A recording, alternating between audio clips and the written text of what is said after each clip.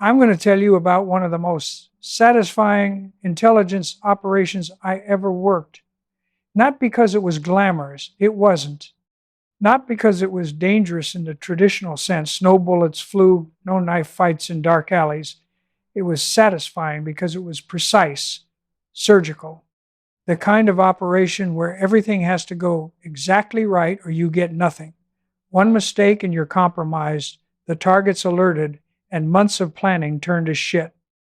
This was the late 70s. Cold War was still very much a goddamn thing, and Washington needed eyes and ears inside every Soviet bloc embassy they could reach. The Polish embassy in particular had become a priority target. Intelligence indicated they were running active operations, talent spotting, recruiting assets, coordinating with other Warsaw Pact intelligence services. We needed to know what they were saying behind closed doors. The challenge wasn't just getting inside. Hell, that's the easy part if you're willing to take risks. The real challenge was getting inside without anyone knowing, installing technical surveillance equipment that would function reliably, and doing it in a way that wouldn't trigger any security protocols or suspicions. You can't just break in at midnight and slap a bug on the wall. These people were professionals. They swept for devices regularly. They had security procedures. They were paranoid, and they should have been. I was working out of an office that officially didn't exist, doing work that officially didn't happen. My job was to plan and execute technical surveillance operations against high-value intelligence targets. The Polish embassy fit that description perfectly. Command wanted audio coverage of the intelligence officer offices, the places where the real conversations happened, not the public areas, not the ambassador's ceremonial office, the working spaces where intelligence professionals talk shop. The target building was a 4-story structure in a residential neighborhood. Ground floor had public reception areas and administrative offices. Second floor housed diplomatic staff. Third floor was where the intelligence officers worked. Fourth floor was technical spaces and storage. The building had been surveilled extensively before I ever got the assignment. We had photographs, architectural plans obtained through various means, security, routine documentation. We knew their patterns. We knew their people. But knowing about a target and accessing a target are two very different goddamn things. The security was layered. Perimeter cameras, motion sensors in certain areas, regular sweeps by Polish security personnel who knew their business.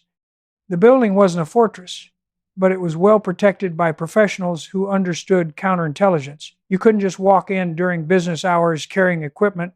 You couldn't break in at night without triggering alarms. You needed a reason to be there that made operational sense. That's where the maintenance crew concept came from. Buildings require maintenance, legitimate, ongoing, routine maintenance. HVAC systems break down, plumbing needs repair, electrical systems require inspection. It's normal, expected, the kind of thing that doesn't trigger suspicion if handled properly.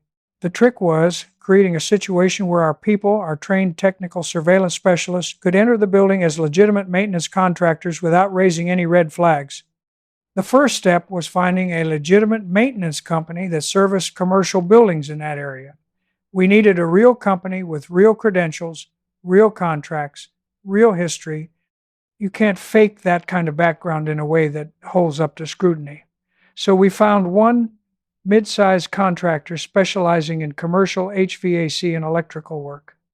They'd been in business 15 years, had solid references, employed union workers, legitimate all the way down. We approached the owner through a cutout. Didn't walk in and flash government credentials. That's how you create problems. Instead, we used a business consultant who'd done work with the company before, someone they trusted. The pitch was simple. The company would get a lucrative government contract for work that required security clearances. The owner would need to cooperate with certain special requirements. He'd be compensated very well. His workers would never know what was really happening. The owner was ex-military, Korea. He understood operational security, even if he didn't know the specific details. He agreed. That gave us access to a legitimate company infrastructure: trucks, uniforms, tools, work orders, the whole apparatus of a functioning contractor business. Next step was inserting our people into that infrastructure. We couldn't use the regular maintenance crews. This required technical specialists who understood surveillance equipment, who could install devices under pressure, who wouldn't panic if things went sideways. We had 3 men for this job. All were technical operations specialists. All had military backgrounds. All had worked building access operations before. We gave them cover identities within the maintenance company. They became employees on paper. Their backgrounds were documented. If anyone checked, and we assumed Polish security would check, they'd find employment records, union membership, even previous work history that was carefully constructed but verifiable. The covers weren't deep, but they didn't need to be. These men were maintenance workers, not diplomats or businessmen. Their backgrounds just needed to be consistent and boring. The technical specialists spent 2 weeks learning the actual trade skills they'd need. They already knew how to work inside buildings, but they needed to look like legitimate HVAC technicians. They learned how to read system diagrams properly. They learned the terminology contractors use when discussing airflow problems and temperature control issues. They learned how to handle the testing equipment in ways that looked professional. You can't just hand someone a clipboard and tell them to look busy.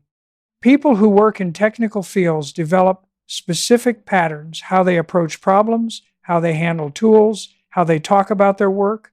Our people needed to replicate those patterns perfectly. One of our specialists, call him Harris, had actually worked HVAC before joining military service.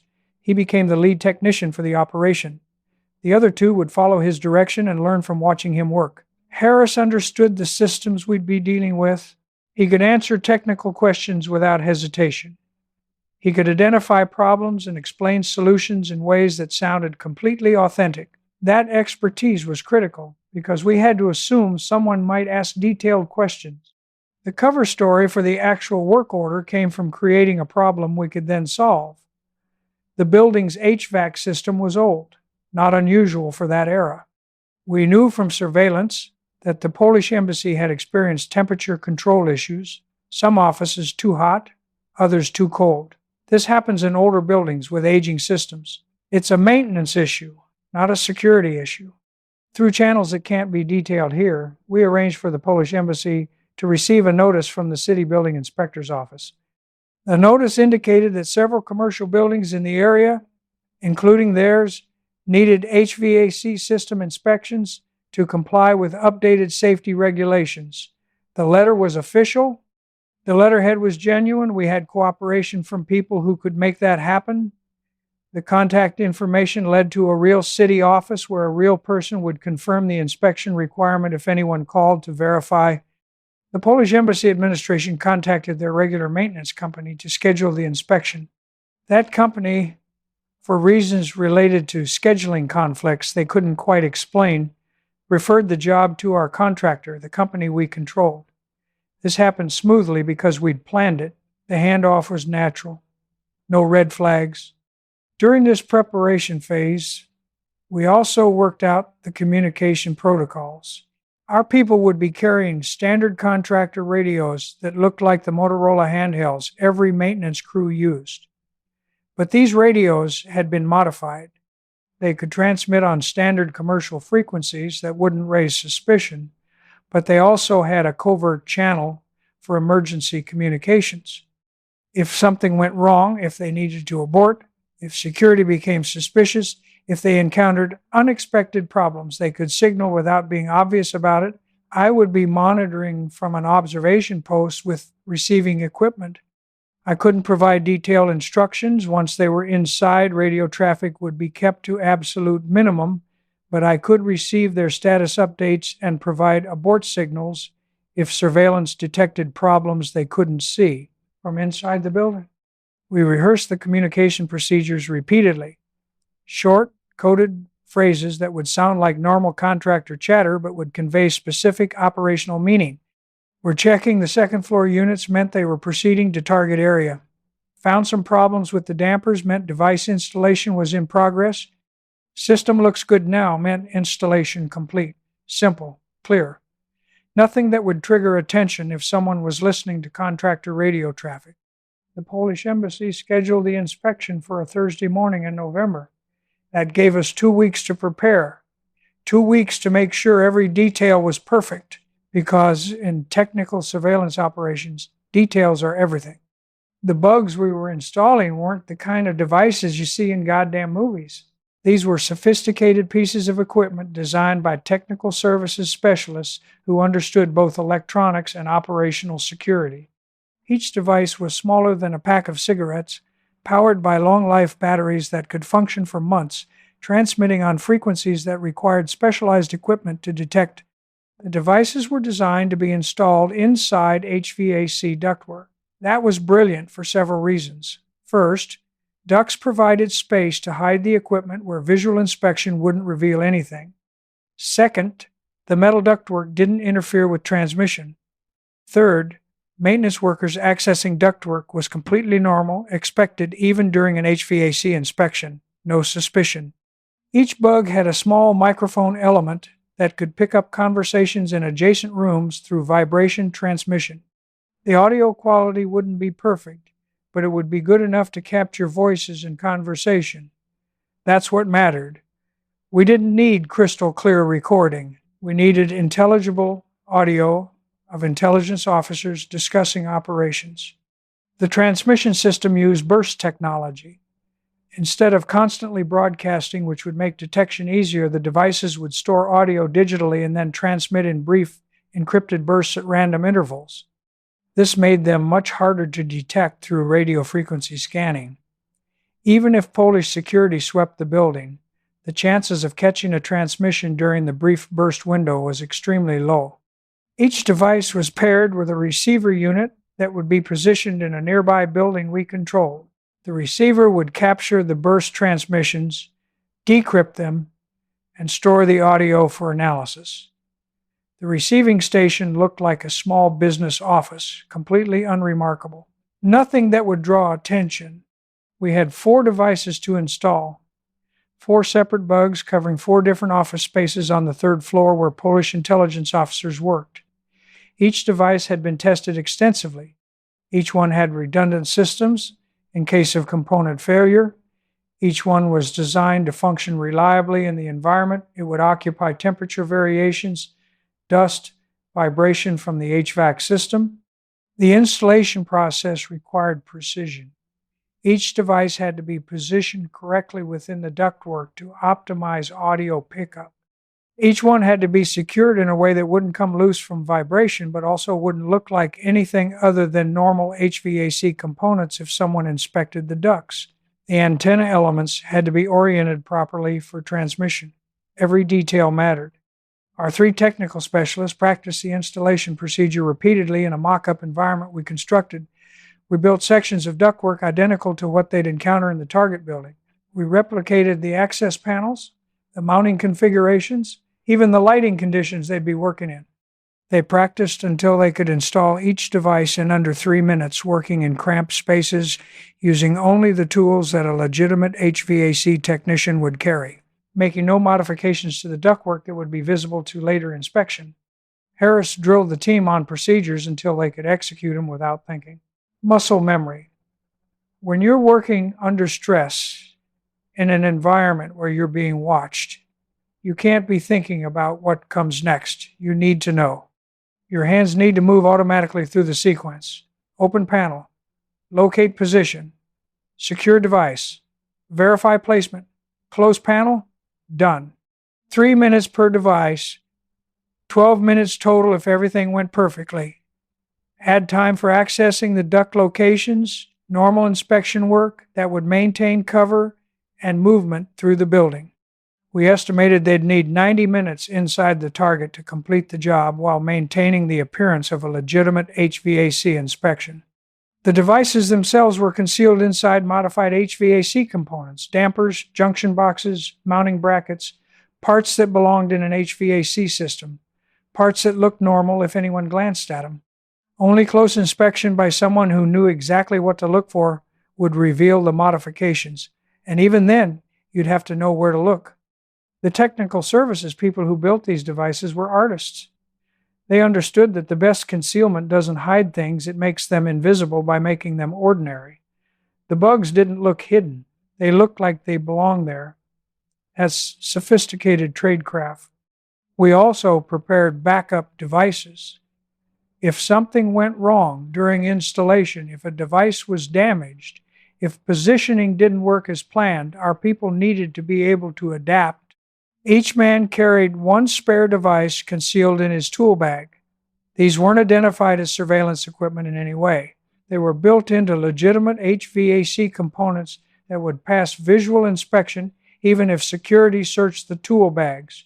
The final week before the operation, we conducted full dress rehearsals.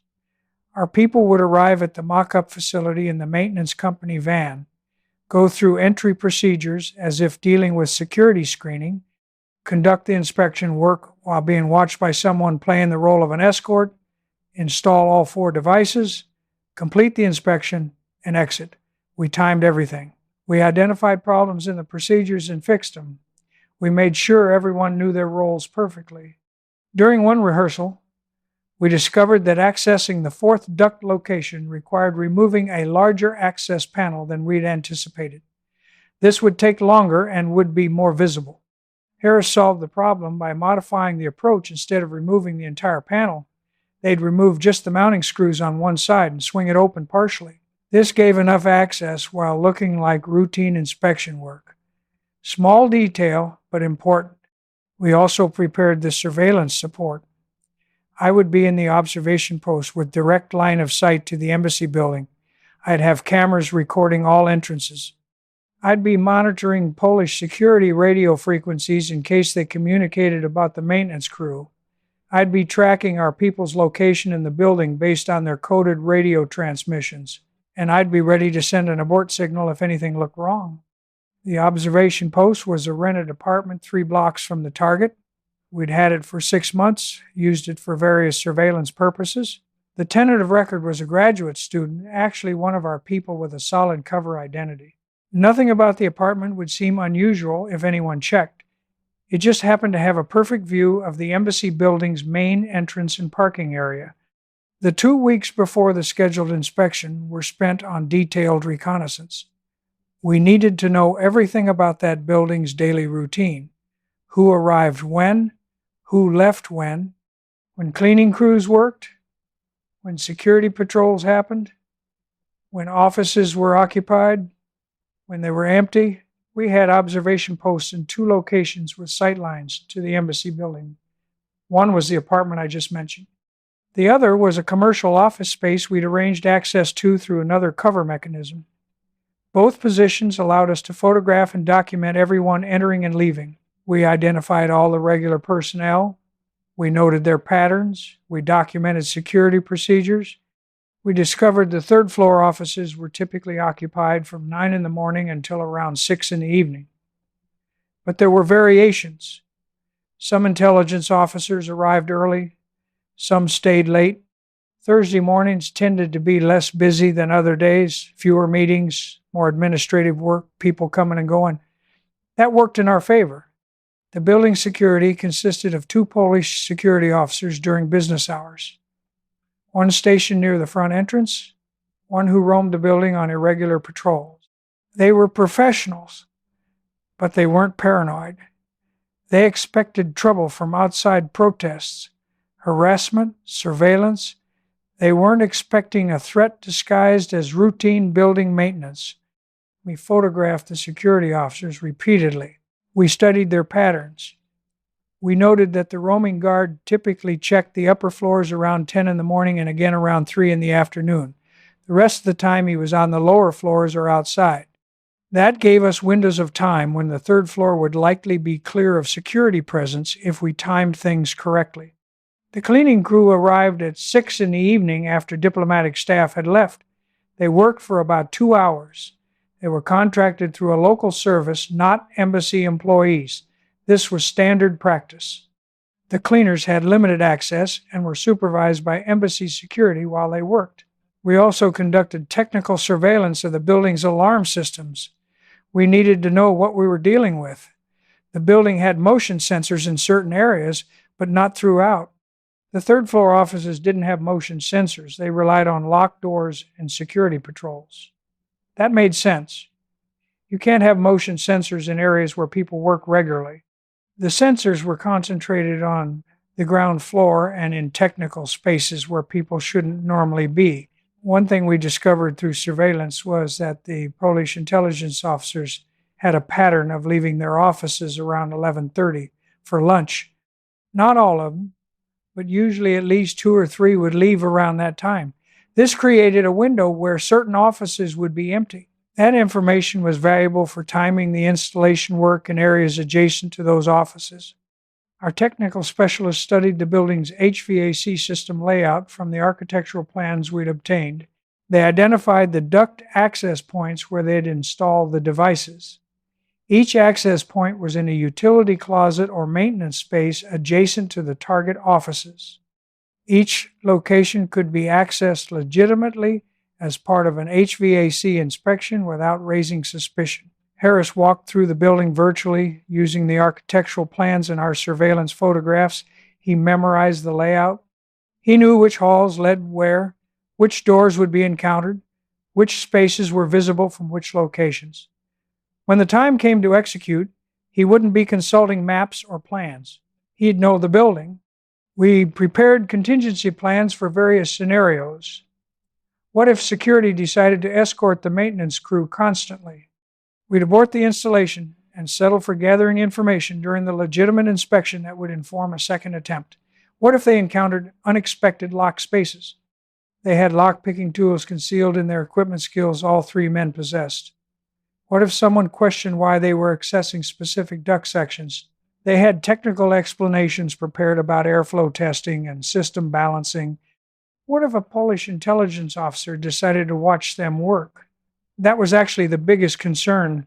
If one of the intelligence professionals, someone who might be naturally suspicious, took an interest in what the maintenance crew was doing, it could complicate everything. The plan for that scenario was to proceed with legitimate inspection work only.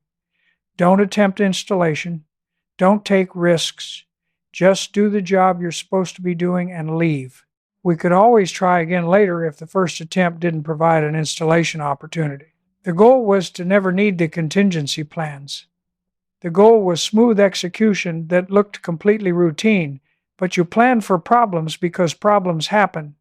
That's what volunteers for everything means. In practice, you accept the mission knowing shit can go wrong, and you prepare to handle it.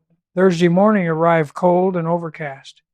Our 3 technical specialists met at the maintenance company facility at 7 o'clock. They loaded their van with legitimate HVAC testing equipment, tool bags that contained both standard tools and the specialized devices we'd be installing, and documentation for the work order. Everything had to look completely normal because we had to assume we'd be watched. The specialists were wearing company uniforms. They had identification badges. They had the work order paperwork. They looked exactly like what they were supposed to be, maintenance contractors arriving to conduct a routine HVAC inspection. Nothing unusual. Nothing that would trigger attention. I was in the observation post with surveillance equipment and radio communications. I couldn't be at the target location. My presence there would serve no operational purpose and would add an unnecessary element. My job was to monitor from the observation post, coordinate communications, and be prepared to abort if surveillance detected problems. The maintenance van arrived at the Polish embassy at 8:30 in the morning. Early enough to get started before the building got busy, late enough that arriving at that time didn't seem unusual.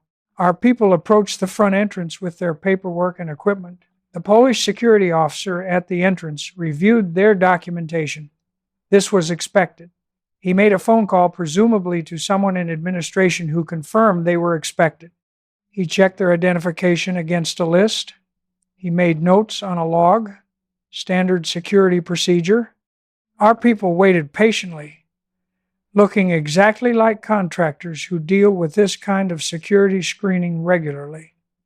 No nervousness, no hurry, just professional workers doing a job. After about 5 minutes, the security officer issued them visitor badges and provided access. He informed them they'd be escorted while working in the building. This was not part of the plan we'd hoped for, but it was a contingency we'd prepared for. Having an escort would complicate the installation, but it didn't make it impossible. It just meant our people had to be more careful and more deliberate. The escort was a junior administrative staffer, not security. He spoke limited English. He understood his job was to make sure the contractors didn't go anywhere they shouldn't, but he didn't understand HVAC systems and wasn't particularly interested in what they were doing. That was good. Harris did all the talking. He explained they'd be testing airflow, checking dampers, inspecting ductwork for problems, technical language that sounded professional. The escort nodded and followed them as they moved through the building with testing equipment. They started on the ground floor. This was deliberate. Establish a pattern of legitimate work before accessing the target areas. They opened duct access panels, examined ductwork, took measurements, made notes on clipboards. Everything they did was genuine HVAC inspection work. They found minor problems, dust buildup, loose mounting brackets, and pointed these out to the escort. This reinforced their legitimacy. Harris made a point of asking the escort questions about the building's heating complaints. Where were the cold spots? Which offices had temperature problems? This served two purposes. First, it made them look like contractors genuinely trying to diagnose system issues. Second, it kept the escort engaged in conversation, which meant he was paying less attention to the specific technical procedures they were performing. By 10 o'clock, they'd worked their way to the second floor. The escort was getting bored. Standing around watching contractors work is not exciting duty. He was checking his watch. He was less attentive to exactly what they were doing and more interested in when they'd be finished. Perfect. One of our specialists, called him Martinez, was carrying a clipboard with legitimate inspection forms. He made a show of documenting everything they found. This looked professional and gave him a reason to stand back from the immediate work, which allowed him to watch for problems, security personnel approaching, doors opening, anyone taking unusual interest in what they were doing. At 10:30, they moved to the third floor. This was the target area. 4 offices occupied by Polish intelligence officers. The plan was to access the HVAC utility closets adjacent to these offices and install the devices in the ductwork that served those spaces. The first installation went smoothly. The utility closet was unlocked. Harris opened the duct access panel, appeared to examine the ductwork with a flashlight, and installed the first device while Martinez kept the escort distracted with questions about the building's heating problem. 3 minutes. The device was secured in position, concealed behind a damper assembly where it wouldn't be visible to casual inspection. Done. Harris transmitted the coded signal, found some problems with the dampers. I received it in the observation post. First device installed, proceeding to next location. The second installation ran into a problem. The utility closet was locked. This wasn't entirely unexpected. Some spaces would be locked. Harris turned to the escort and explained they needed access to check the ductwork. The escort didn't have keys. He said he'd need to get someone from maintenance. This was a delay, but not a crisis. Our people continued working in the hallway, testing airflow from vent grills, making measurements. They were patient. They didn't show any concern about the delay, just contractors waiting for access they needed to complete their work. 10 minutes later, the escort returned with a Polish maintenance worker who had keys. The man unlocked the utility closet, then left. Harris accessed the ductwork and installed the second device. No problems. The escort watched with the same bored expression he'd had all morning. He didn't understand what he was looking at and didn't really care. 2 down. 2 to go. The third installation went smoothly. The closet was unlocked. Access was straightforward. Harris worked quickly but didn't rush. Device installed and concealed in under 3 minutes. Martinez provided cover by discussing the inspection findings with the escort, pointing out dust accumulation in the vents and explaining how this affected system efficiency. The escort nodded along, not particularly interested, but appreciating that the contractors seemed thorough. 3 devices installed. one remaining. The fourth location presented the biggest challenge. The utility closet was in a section of the hallway directly visible from one of the intelligence officer's offices. The office door was open. An officer was inside, visible at his desk, working on papers. This meant our people couldn't work freely without potentially being observed by someone who might actually understand what he was looking at. Harris made a decision. Instead of waiting for the officer to leave, which might take hours and would look strange if they just stood around, they proceeded with the installation but added an extra layer of cover. Martinez positioned himself in the hallway with testing equipment, partially blocking the sightline from the office. The third specialist, call him Chen, engaged the escort in conversation about the building's heating problems, asking questions that required the escort to think and respond. Harris opened the closet, accessed the ductwork, and installed the device. 4 minutes. A little longer than planned because of the additional care needed, but still quick enough that it looked like routine inspection work. Harris closed the duct access, secured the panel, closed the closet door. Done. All 4 devices were installed. Harris transmitted the final coded signal. System looks good now. I received it in the observation post and acknowledged. Mission accomplished. Now they needed to finish the legitimate inspection work and exit the building without raising any suspicion. They spent another 25 minutes on the 3rd floor, checking additional vents, making more measurements, documenting problems with duct insulation they could report. This maintained the cover. They weren't rushing to leave. They were completing the job they'd come to do. Harris provided the escort with a verbal summary of findings as they worked, minor issues, nothing critical, but things the building maintenance staff should address. The escort seemed satisfied that the inspection had been thorough and had identified legitimate concerns. By noon, they were finishing up on the ground floor, providing the escort with a written report of the issues they'd found. Nothing major, just routine maintenance recommendations. The escort thanked them. He seemed relieved the job was done and he could return to his normal duties. The security officer at the entrance logged them out. He checked their badges, verified against the entry log, and cleared them to leave. Standard procedure.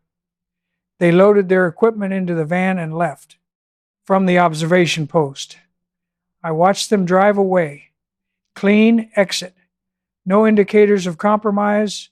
No one followed them. The Polish security personnel showed no signs of concern. The operation appeared successful, but we wouldn't know for certain until the devices started transmitting and we confirmed they were functioning. The van returned to the maintenance company facility. Our specialists unloaded their equipment, secured the sensitive materials, and debriefed. They'd executed the operation exactly as planned, except for the lock closet delay and the final installation complication. Both situations had been handled professionally without compromising the mission. Harris's assessment was straightforward. Went smooth. The escort was no problem. We got all 4 devices placed properly. Audio pickup should be good from all locations. That evening, we waited for the first transmissions. The receiving station began capturing transmissions that evening. Each device performed its first burst transmission within 8 hours of installation. All 4 bugs were functional. All 4 were transmitting clear audio. The operation was successful. The intelligence gathered over the following months was significant conversations between Polish intelligence officers discussing operations, asset recruiting, coordination with other services. That intelligence was disseminated through proper channels and contributed to multiple counterintelligence successes. 3 things made that operation successful. Planning, we spent months understanding the target, building the cover, training the operators. The cover story maintenance work is normal and expected, which gave us legitimate access, the people, professional specialists who could adapt when things didn't go exactly as planned. That's how you succeed against hard targets. Not through force or luck, but through careful preparation and professional execution. Volunteer for everything going means accepting difficult missions and doing the work to succeed.